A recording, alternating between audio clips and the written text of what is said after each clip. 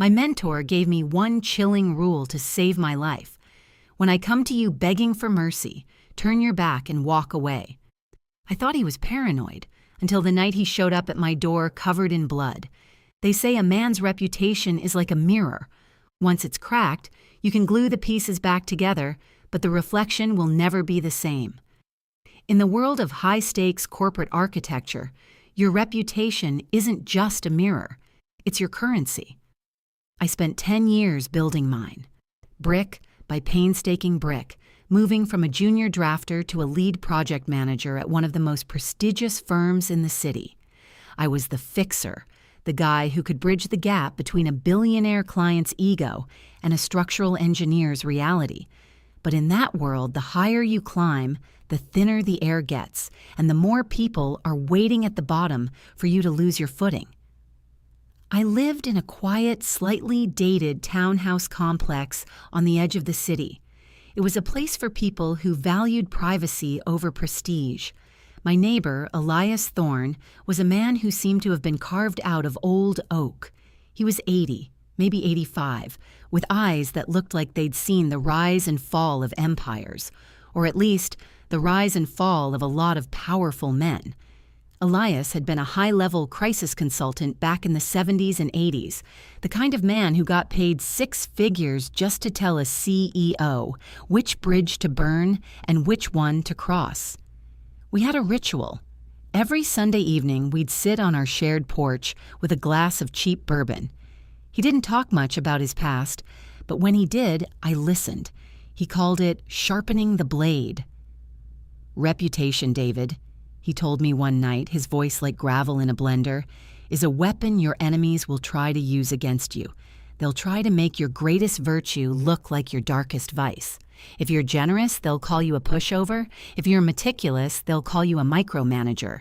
But the most dangerous trap isn't a lie. It's a plea. I didn't understand what he meant then. I was too busy worrying about the Meridian Project, a 60-story glass monolith that was supposed to be my ticket to a partnership. My rival at the firm, a shark named Marcus, was circling. Marcus was the kind of guy who smiled with too many teeth and always seemed to know what you were thinking 5 minutes before you did. He wanted that partnership, and he wanted the Meridian Project to be his crown jewel, not mine. The pressure was mounting. There were whispers of budget discrepancies, clerical errors that kept appearing in my files, and the sudden chilling silence of the board members who used to slap me on the back. I was being framed for embezzlement, though I didn't know the full extent of it yet. I just knew the walls were closing in. That Sunday, Elias looked older than usual. His hands were shaking as he poured the bourbon. He didn't look at me. He looked out at the street lamp flickering at the end of the driveway. "David," he said, his voice dropping to a whisper, "something is coming. Not just for you, but for me. The ghosts of my old life have long shadows." "Elias, what are you talking about?" I asked, feeling a cold prickle of dread. He turned to me then, and his eyes were sharper than I'd ever seen them. "Listen to me very carefully. In the next few days, I am going to ask you for something. I am going to come to you in a state of absolute desperation. I will beg you. I will plead with you to help me, to hide something from me, or to speak for me. I will look like a dying man reaching for a lifeline." He leaned in, his grip on my arm surprisingly strong. "When that happens, ignore me. Do not answer your door. Do not pick up your phone. If you see me in the street, walk the other way. No matter how much I beg, no matter what I say is at stake, your reputation, your career, even my life, you must turn your back. Do you understand?" I laughed, a nervous, jagged sound. "Elias, you're scaring me. Why would I do that? You're my friend." "Because," he said, his face hardening into a mask of stone, "the plea is the hook. And once the hook is in, they've got you. Promise me, David. Promise me that when I beg for your help, you will treat me like a stranger you despise." I promised, mostly just to calm him down. I figured he was slipping into some kind of late-life paranoia. I had my own problems to worry about. The next morning, the office was a minefield. My access badge to the secure server didn't work. When I finally got to my desk, my computer had been wiped. Marcus was standing in the doorway of his office, watching me with a look of feigned sympathy that made my skin crawl. "Tough break, Dave," he said, leaning against the frame. "I heard the auditors found the offshore account. I told them there must be a mistake. A guy with your reputation? No way you'd skim $2 million off the Meridian Concrete contract." My heart stopped. "I don't have an offshore account, Marcus." I know, he said, clicking his tongue, "but the digital trail says otherwise. You might want to get your affairs in order. The board is meeting tonight. They're deciding whether to go to the police or just let you resign quietly to save the firm's face." I spent the day in a blur of panic, trying to find a way to prove my innocence, but every door was locked. Every contact I had in the industry was suddenly in a meeting. My reputation was dissolving like sugar in hot water. I drove home that evening, the rain lashing against my windshield, feeling like my entire life was a house of cards that had just been hit by a hurricane. I pulled into my driveway, my hands shaking on the steering wheel. All I wanted was to crawl into bed and wake up from this nightmare. As I stepped out of the car, the front door to Elias's house flew open. He stumbled out onto the porch. His shirt was torn, and his face was bruised, a dark welt swelling over his left eye. He looked like he'd been dragged through hell. He saw me and let out a choked, ragged sob that tore through the sound of the rain. "David!" he screamed, collapsing against the railing. "David, please, they're here. They've found me. I have nowhere else to go." He reached out a trembling hand, his fingers slick with what looked like blood.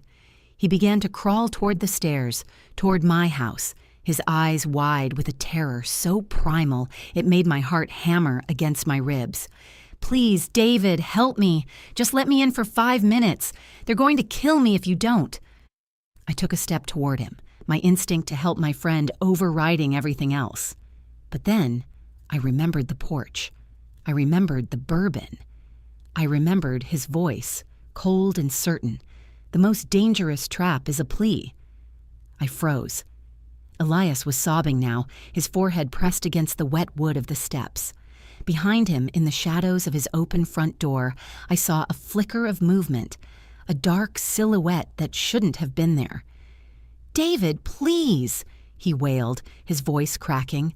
"I'm an old man. Don't let them do this. For the love of God, help me." I looked at him, and then I looked at my own front door. My phone vibrated in my pocket. I pulled it out. It was a text from an unknown number. "We see you, David. Choose carefully. Your reputation isn't the only thing on the line tonight." I looked back at Elias. He was looking straight at me now, and for a split second the terror in his eyes vanished, replaced by a haunting, silent intensity.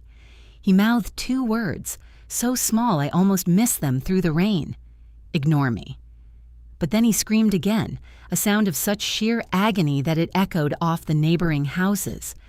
At that exact moment, a black SUV with tinted windows turned the corner of our street, its headlights cutting through the dark like searchlights, heading straight for us.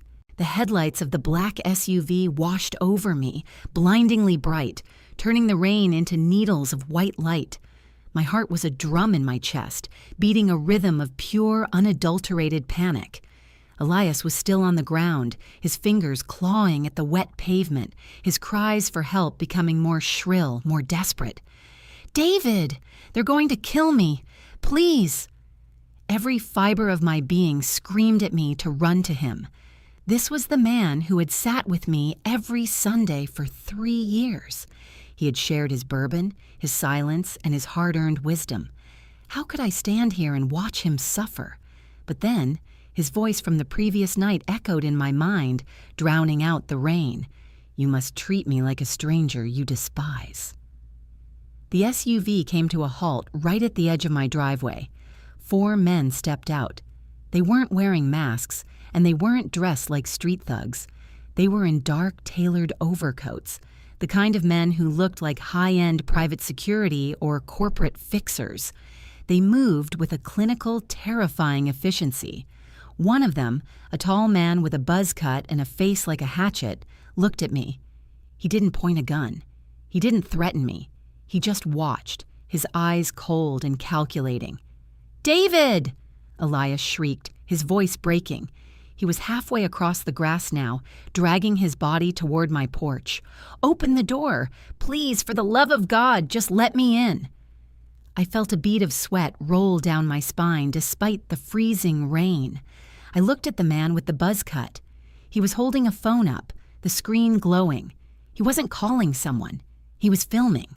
In that moment, the gears in my head, jammed by panic, suddenly began to turn. This was a setup. If I reached out to Elias, if I pulled him into my house, I wasn't just helping a neighbor. I was being captured on video harboring a man who, knowing Elias's past, was likely being accused of something horrific. In the eyes of the law, and more importantly, in the eyes of my firm's board of directors, I would be linked to him. Disgraced architect David Miller harbors fugitive crisis consultant. The headline wrote itself. My reputation was already on life support because of Marcus's frame job. If I was caught in the middle of whatever violent mess Elias was involved in, it wouldn't matter if I was innocent of the embezzlement. I would be toxic, unemployable, ruined. I forced my hand to stay on my doorknob. I forced my eyes to go cold. I looked at Elias, who was now at the base of my steps, his bloody hand reaching for the first riser. "Get off my property," I said. My voice was thin, but I kept it steady. Elias froze. He looked up at me, his face a mask of betrayal and agony.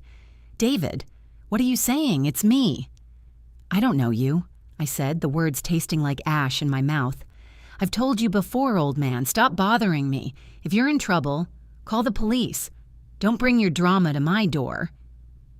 The man with the buzz cut lowered his phone slightly, a flicker of surprise crossing his face. This wasn't the reaction they had expected. They expected the Good Samaritan, the man of high character, the easy mark. "David, please," Elias sobbed, collapsing onto the stairs. "I have the files, the ones they want. I can give them to you. You can use them to save yourself." My heart stopped. Files? To save myself?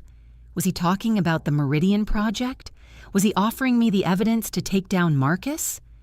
My hand tightened on the knob. If he had proof of my innocence, I needed it. I needed to pull him inside, lock the door, and take whatever he had. But Elias's warning from Sunday night was a wall I couldn't climb. No matter what I say is at stake, your reputation, your career, even my life, you must turn your back. He was offering me the very thing I craved most, salvation.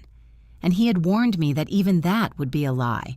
"I don't want your files," I spat, projecting my voice so the men by the SUV could hear me. "I don't care about your life. Get the hell away from my house before I call the cops myself." I turned my back on him. I stepped inside my house and closed the door. The sound of the lock clicking felt like a guillotine falling. I leaned my forehead against the cool wood of the door, trembling. Outside, the wailing continued for a few more seconds, followed by the sound of scuffling, a heavy thud, and then the most terrifying sound of all, silence. I waited. 1 minute. 2. I crept to the window and peeled back the edge of the curtain. The SUV was gone. The street was empty. The rain continued to fall on the spot where Elias had been lying, washing away the streaks of blood. There was no sign that anything had happened at all. I didn't sleep. I sat in my darkened living room, staring at the front door, waiting for the police to kick it in, or for Marcus to call and tell me I was finished. Every shadow was a threat, every creak of the house a footstep. At 4 a.m., my laptop chimed. An email had arrived. It was from an encrypted address, no subject line. I opened it, my breath hitching. It was a video file. I clicked play. The video was from the perspective of the man with the buzz cut. It showed me standing on the porch, looking down at a bleeding Elias. It showed me coldly telling him to get off my property. It showed me turning my back on a dying man's plea. But the video didn't end there. The camera panned to the side, showing Marcus, my rival, standing just inside the shadow of the SUV, a look of triumph on his face. "Perfect." Marcus's voice came through the speakers, clear and sharp. "We'll send this to the board and the press at 9 a.m. The meticulous David Miller, a man with no heart. By noon, he'll be the most hated man in the city. No one will care about the embezzlement evidence because they'll be too busy calling for his head over this." The video cut to black. I sat in the silence, the horror of it sinking in. Elias had been right. It was a trap designed to destroy my character so completely that the truth about the money wouldn't even matter. I had survived the first move, but I was still trapped in my house, and Marcus was still holding the trigger. Then I noticed something. At the very end of the video, in the final frame before it cut to black, there was a reflection in the window of the SUV. It was Elias. He was being held by one of the men, but he wasn't looking at Marcus. He was looking directly at the camera, and he was smiling. Before I could process that, my doorbell rang. Not a frantic, desperate ring like before. A slow, rhythmic chime. 3 times. I walked to the door, my heart in my throat. I looked through the peephole. There was no one there. But resting on my welcome mat was a small, mud-stained manila envelope. On the front, in Elias's shaky, elegant handwriting, were 4 words: "Now open the floor." I opened the door and grabbed the envelope, but as I pulled it inside, I noticed a trail of wet footprints leading away from my porch, not toward the street, but toward the side of my house, leading directly to the basement window. I grabbed a heavy flashlight and headed for the basement. If Elias was down there, I had to know. If Marcus's men were down there, I was a dead man. I reached the bottom of the stairs and flicked on the light. The basement was empty, but the window was cracked open. On the floor beneath it sat a laptop I had never seen before, its screen glowing with a live feed. I walked over to it, my hands shaking. The feed showed the firm's boardroom. It was 4:30 a.m. Marcus was there, along with 2 of the senior partners. They were huddled around a table, and on that table was a stack of documents that looked exactly like the files Elias had mentioned. "It's all here," Marcus was saying, his voice coming through the laptop speakers. "The fake accounts, the forged signatures. We pin it all on David, use the video of him ignoring the old man to bury his reputation, and the Meridian Project is ours." One of the partners, a man named Sterling, who had been my mentor, sighed. "It's a shame. He was the best we had. But we can't have a scandal like this attached to the firm." "There won't be a scandal for us," Marcus said, grinning. "Only for him." I felt a surge of rage, but then I saw something else on the screen. In the background of the boardroom, behind the heavy velvet curtains, the fabric moved. A shadow stepped out. It was Elias. He was inside the firm. He looked perfectly fine. No bruises, no blood, no torn shirt. He was dressed in a sharp charcoal suit, and he was holding a silenced pistol. He didn't point it at them. Instead, he reached out and tapped the shoulder of the senior partner. As the men in the boardroom spun around in terror, Elias looked directly into the hidden camera that was streaming to my basement. He tapped his ear, then pointed to the laptop. Suddenly, my phone rang. It was an unknown number. I answered it. "David," Elias's voice said, sounding stronger and younger than I had ever heard it. "The reputation they tried to steal is about to become your greatest shield, but first you have to decide." "Decide what?" I whispered. "The video of you ignoring me is already scheduled to go live. I can stop it or I can let it run. If I stop it, you're just an architect who got lucky. If I let it run, you're the man who did exactly what was necessary to survive a frame job. Which man do you want to be?" "Elias, what are you doing?" "I'm giving you the board," he said. "But look at the screen. Look closely at Marcus." I looked. Marcus wasn't looking at Elias.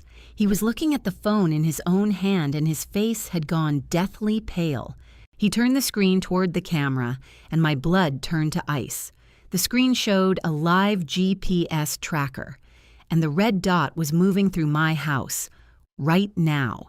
It was already at the top of the basement stairs. I didn't move. I didn't even breathe. I crouched behind a stack of old blueprints, my heart hammering against my ribs so hard I was sure the person at the top of the stairs could hear it. The floorboards above me groaned, a slow, deliberate weight shifting from the kitchen to the basement door. David. Elias's voice crackled through the phone, still pressed to my ear. He sounded disturbingly calm, like a conductor overseeing a symphony. Don't look at the stairs. Look at the screen. On the laptop, the scene in the boardroom had shifted. Elias hadn't moved an inch, but the atmosphere had turned from terror to something far more toxic. Marcus, the man who had tried to bury me, was no longer looking at Elias. He was staring at the documents Elias had dropped on the table. His hands were shaking so violently that the papers rattled. "What is this?" Marcus hissed, his voice cracking. "Where did you get these?" "I'm a collector of lost things, Marcus," Elias said, "and it seems you lost your soul in a Cayman Islands shell company 3 years before David even joined the firm. These aren't the Meridian Project files. These are the real records of the firm's pension fund, the one you've been hollowed out from the inside." I blinked, my mind racing. Elias hadn't just found proof of my innocence, he had found the nuclear option against the entire board. But if he had this, why the theater? Why the fake blood on my porch? Why the desperate plea for help? The basement door creaked open. A sliver of light from the kitchen spilled down the wooden stairs, cutting through the damp darkness of the basement. A shadow elongated, stretching down the steps until it reached the concrete floor. The footsteps began, slow, rhythmic, heavy. Thud, thud, thud. "Elias," I whispered into the phone, my voice barely audible. "Someone is in the house. The man from the SUV. He's coming down." "I know," Elias replied. His voice was cold, devoid of the warmth he'd shown during our Sunday bourbons. "This is the final part of the lesson, David. Reputation isn't just what people think of you, it's what your enemies fear about you. The video of you turning your back on me is going live in 60 seconds. The world is about to see you as a man of ice, a man who won't be moved by sentiment, a man who puts his own safety above a dying friend." "I don't want that," I hissed. "I'm not that person." "You have to be," Elias said, "because the person you were was an easy target. The man on the stairs, he doesn't work for Marcus. He works for the people Marcus owes money to, and they don't care about your reputation. They care about those files in your hand." I looked down at the mud-stained envelope I had grabbed from the porch. My fingers were trembling. I began to tear it open. "David, listen to me." Elias's voice dropped an octave. "The man on the stairs is going to offer you a deal. He's going to tell you that if you give him that envelope, the video will never see the light of day. He'll tell you he can make the embezzlement charges vanish and keep your good guy image intact. He'll tell you that you can go back to being the respected, well-liked architect everyone loves." The footsteps stopped. The shadow was at the bottom of the stairs now, just around the corner from my hiding spot. I could hear the wet rasp of his breathing. "If you take that deal," Elias continued, "you will be their slave for the rest of your life. They will own every project you build, every brick you lay. You'll have your reputation, yes, but it will be a gilded cage." The man stepped into the light. It was the buzzcut man from the SUV. He wasn't holding a gun. He was holding a tablet. He stopped 10 feet away from me, his eyes scanning the darkness. "David," the man said. His voice was surprisingly soft, almost hypnotic. "I know you're here, and I know you're talking to Elias. Don't listen to him. He's an old ghost who lives for the chaos. He's using you to settle a 30-year-old grudge." He held up the tablet. On the screen was the video of me on the porch. My finger was on the publish button. "This goes out to every news outlet in the city in 30 seconds, the man said. "Your career will be over, not because of the money, we can fix the money, but because of this." No client will ever trust you again. No partner will ever sit in a room with you. You'll be the man who let his neighbor die in the rain." He took a step closer. "Or you hand me that envelope. We walk out of here, and by tomorrow morning, Marcus is the one in handcuffs, and you're the hero who uncovered his fraud. You keep your life.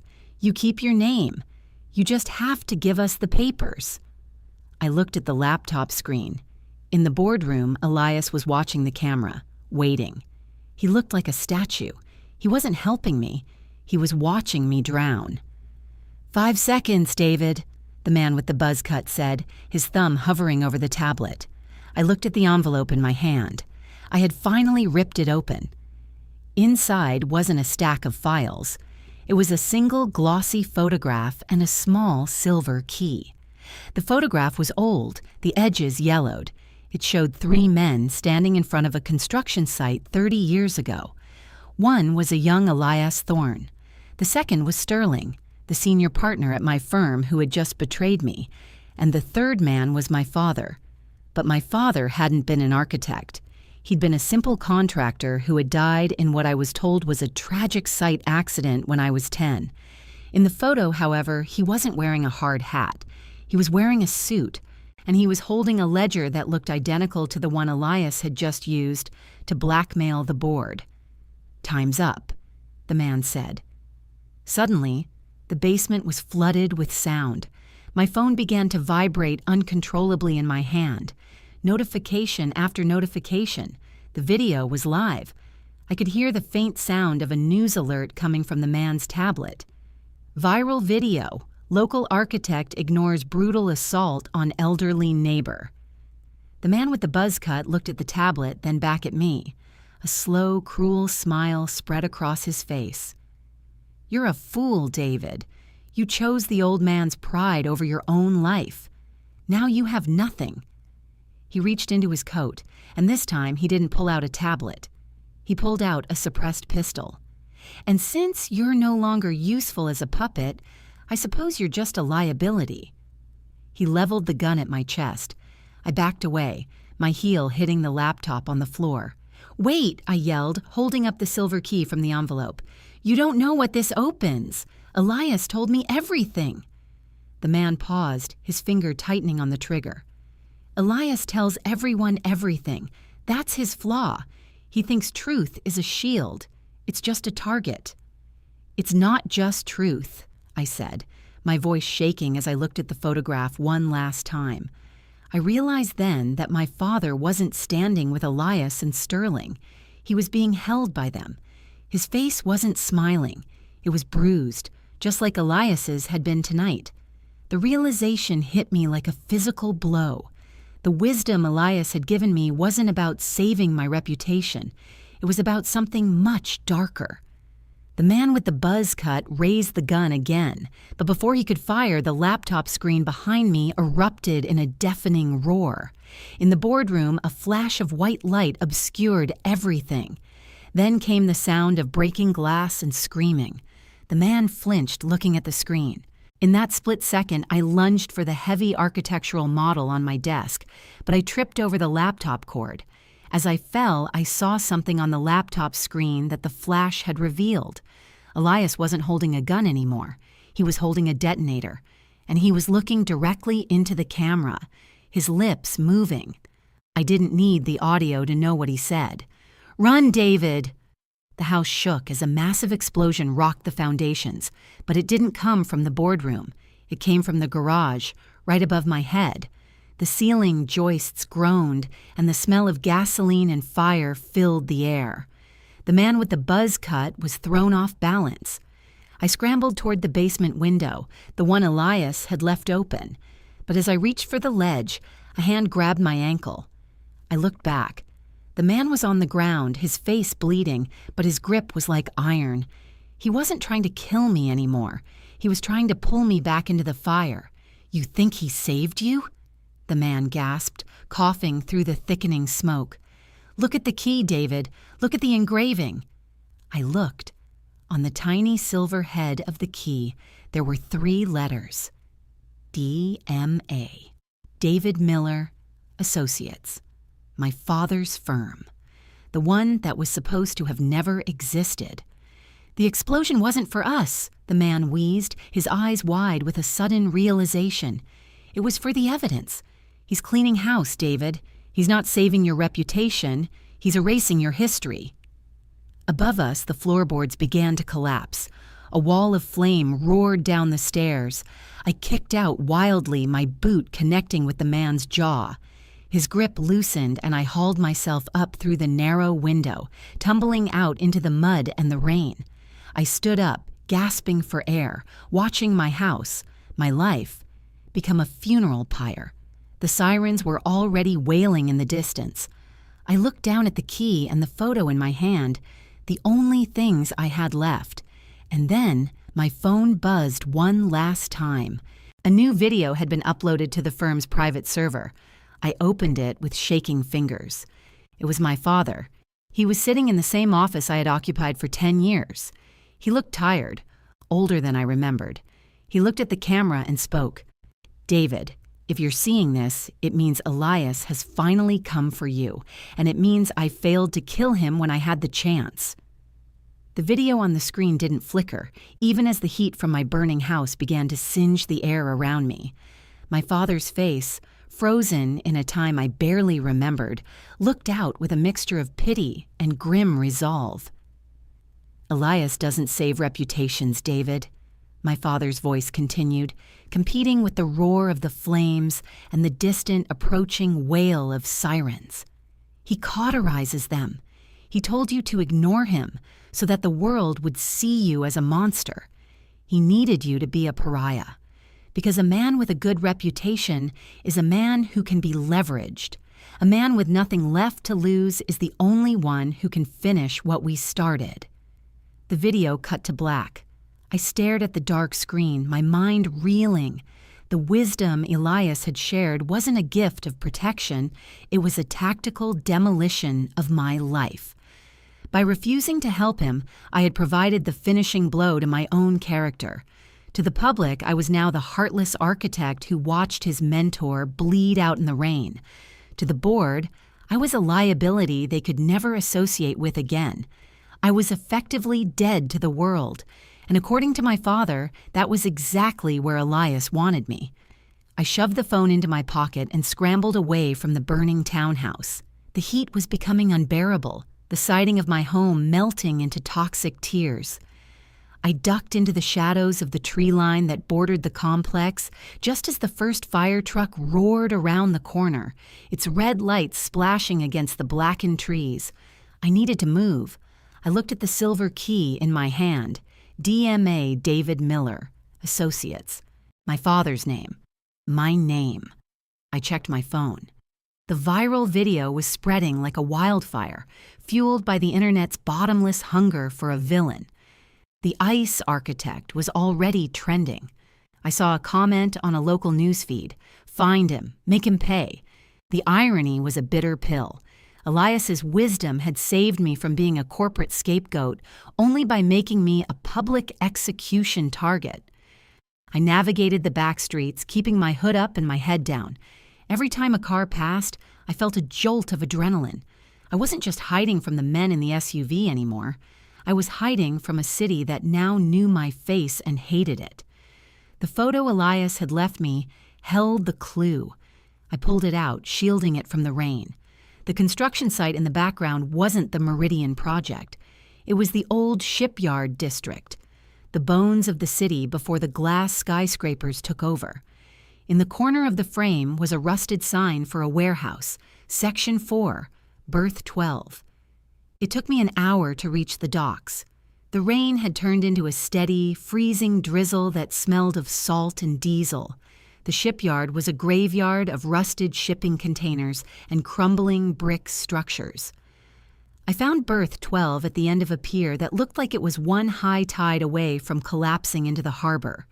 The warehouse was a monolithic shadow. I found a small side door with a heavy iron lock.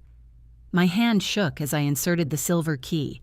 It turned with a smooth, oiled click that felt out of place in such a derelict setting. I stepped inside and was immediately enveloped by a chilling, unnatural silence. The air was dry and smelled of old paper and ozone. I clicked on my flashlight, the beam cutting through the darkness. This wasn't a warehouse. It was an archive. Row after row of steel filing cabinets stretched into the gloom. I walked past them, my footsteps echoing on the polished concrete. These weren't just random files. I saw labels that made my breath catch. Meridian Phase 1, 1994, the Sterling Initiative, Thorne and Miller Holdings. Elias and my father hadn't just been partners. They had been the architects of the city's entire power structure. And as I reached the center of the room, I found the centerpiece. A massive wooden drafting table sat under a single, hanging lamp. On it was a blueprint, but it wasn't for a building. It was a map of the city's political and financial infrastructure. Lines of red string connected banks to city council members, construction firms to judges, and right at the center of the web, listed as the primary stakeholder for every major development in the last 30 years, was a name I had never heard: the Ouroboros Group. It's a lot to take in, isn't it? The voice came from the darkness behind me. I spun around, my flashlight beam wildly searching the room until it landed on a figure sitting in a leather armchair in the corner. It was Marcus. But he didn't look like the triumphant shark I had seen in the boardroom. His suit was torn, his tie was gone, and he was clutching a blood-stained bandage to his side. He looked terrified.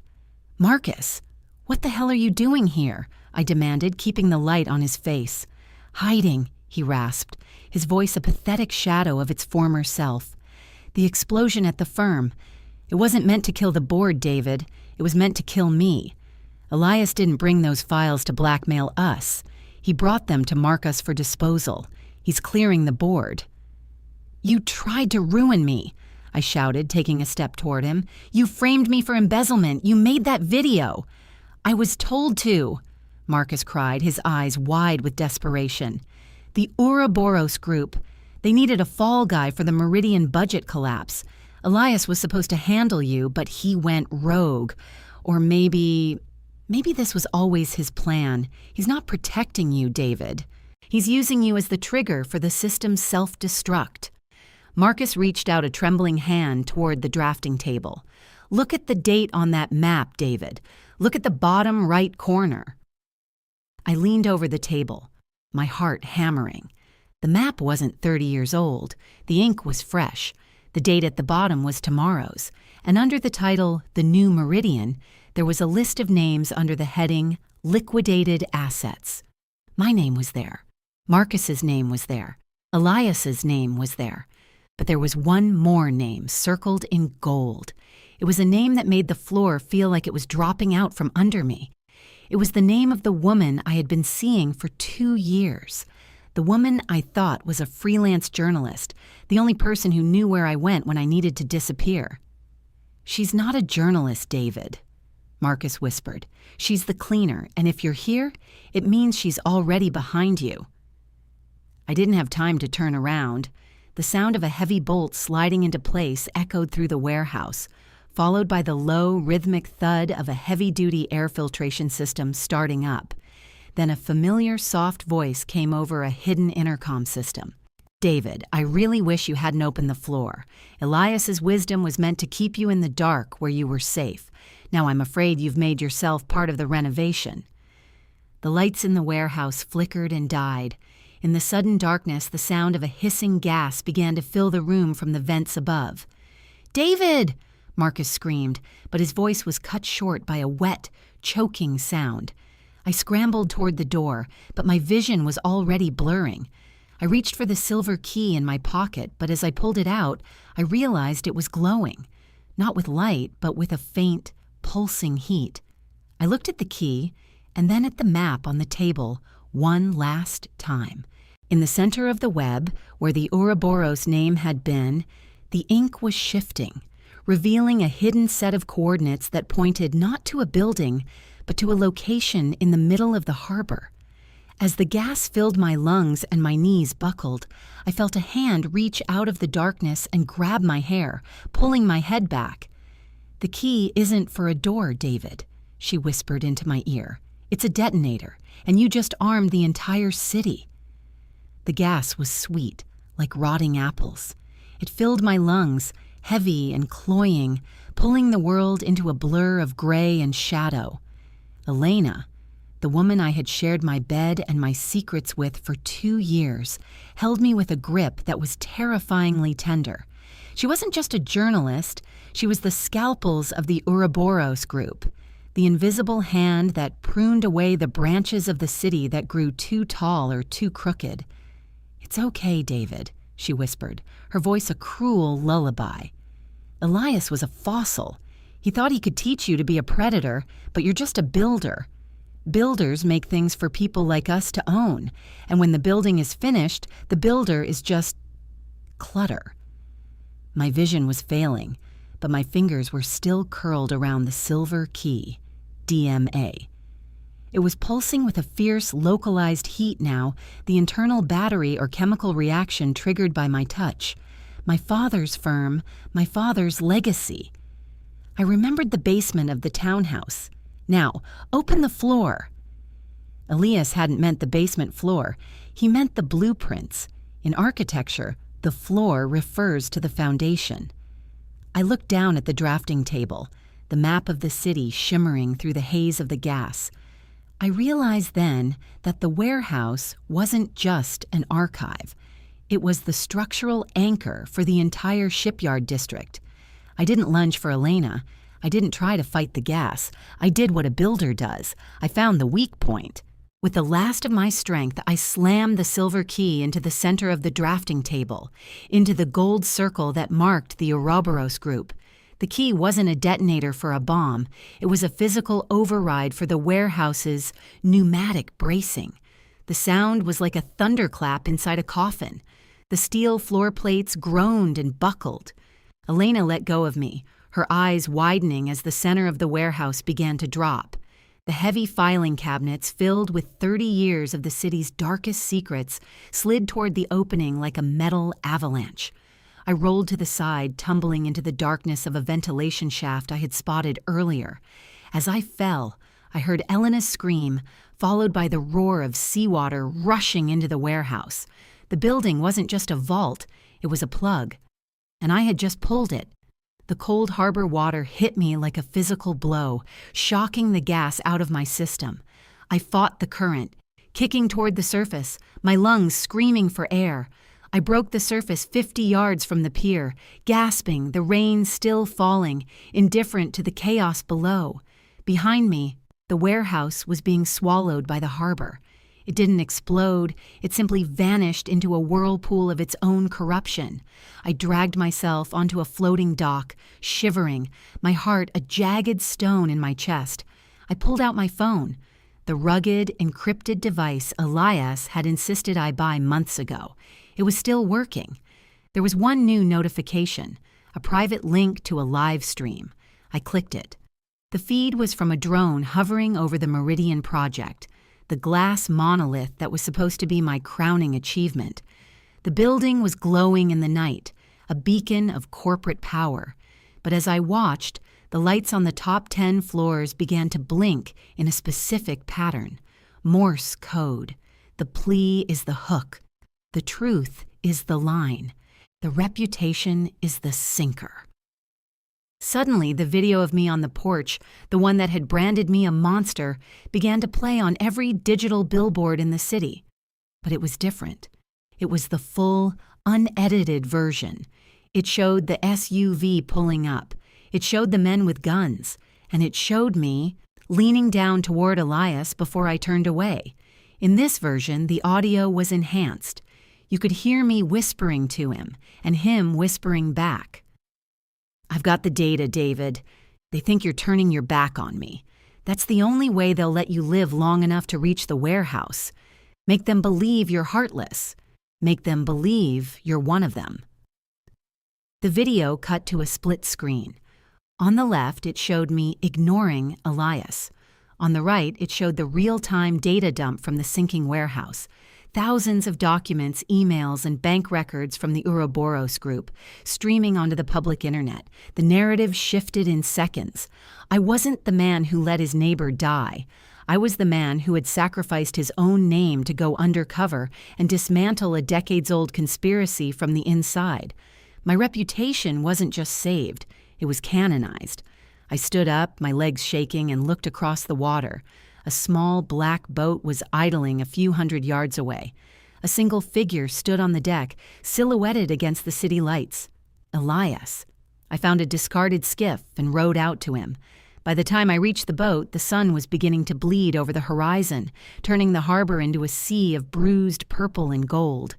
Elias looked older than the city itself. He was sitting in a deck chair, a blanket over his legs, a glass of that same cheap bourbon in his hand. He wasn't bruised anymore. The blood had been theatrical makeup, a masterclass in deception. "You did well, David," he said, his voice a dry rasp. "You ignored the plea. Most men can't do it. They let their ego or their empathy lead them into the trap. They want to be the hero so badly they forget to be the survivor." "You destroyed my life, Elias," I said, standing over him. "You burned my house. You turned the woman I loved into a ghost." "I gave you a new life," he countered, looking out at the city. "A life where no one can ever leverage you again. The Ouroboros group is gone. Marcus is in a cell or at the bottom of the harbor. It doesn't matter. And your reputation, it's better than gold. You're the man who did what was necessary." He reached into his pocket and pulled out a small leather-bound ledger. He held it out to me. "This is your father's real work," Elias said. "He wasn't a victim, David. He was the one who built the vault. He knew this day would come. He knew you were the only one who could open it." I took the ledger, the weight of it feeling like a final goodbye. But then, Elias's hand tightened on my wrist. His eyes were suddenly glazed, his breathing shallow. He slumped forward, the glass of bourbon shattering on the deck. "David," he whispered, his voice cracking with a very real, very human terror. "David, help me. I can't breathe. Call the paramedics, please. Don't let me go like this." He looked up at me, and in his eyes I saw it. The same look he'd had on the porch, desperate, primal, a man reaching for a lifeline. Was this another test? Or was this the moment the old lion finally fell? I looked at him. I looked at the city that now thought I was a saint. If I let him die here, alone on this boat, I would be the only one who knew the full truth. My secrets would die with him. My reputation would remain untarnished, a perfect gleaming monument to a lie. Elias's hand slipped from my wrist. He began to choke, his face turning a terrifying shade of blue. "Please," he gasped, his fingers clawing at my shirt. "David, please." I remembered his words from that Sunday night on the porch, the wisdom that had saved me from the Ouroboros group, the wisdom that had turned me into a weapon. No matter what I say is at stake, your reputation, your career, even my life, you must turn your back. I stood up. I straightened my shirt. I looked at the man who had taught me everything, the man who had been the only father I had known for years. I walked to the edge of the boat. I didn't reach for my phone. I didn't reach for his pulse. I looked out at the rising sun, the light reflecting off the Meridian's glass skin. I took a deep breath of the salt air, cold and clean. "Thank you for the wisdom, Elias," I said, and then I turned my back.